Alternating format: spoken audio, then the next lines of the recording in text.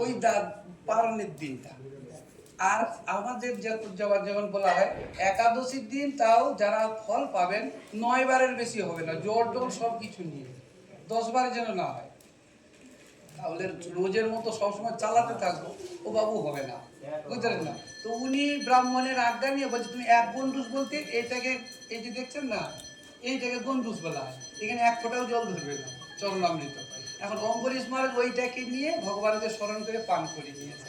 পান করার পর ওদিকে দুর্বাসার ত্রিকাল দর্শী উনি জেনে গেছে, আরে তুই একজন সংসারী হয়ে আর নিজেকে তোর বড় ভক্ত বলে করিস, আর আমরা একজন অতিথি হয়ে তোর বাড়িতে এসেছি, তুই আমাদেরকে না পালন করিয়ে তুই করে নিলি, বুঝলেন না? উনি ক্রোধান্বিত হয়ে ওনার যে কেস ছিল, যাকে জটা বলা হয়, মাটিতে নিক্ষেপ করলেন। ওখান থেকে বিরাট একটা দৈত্যের কিত্রা প্রকট হয়েছে। যখন প্রকট এলেন, উনি তখন কি করলেন, যে যা ওই দুষ্টকে, অম্বরীশ নিজেকে বড় ভক্ত মনে করে, ওকে বধ। তখন উনি বলল, বাবা আমি তো কিছুই জানি না রে বাবা, আমি তো গুরু ব্রাহ্মণের আজ্ঞা নিয়ে পালন করেছি।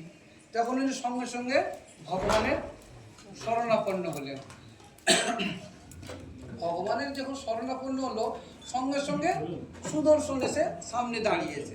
তখন সুদর্শন অম্বরীশ সেই কীটটাকে আগে কাটলো, তারপর দুর্বাসার পিছনে ধাবিত হলো।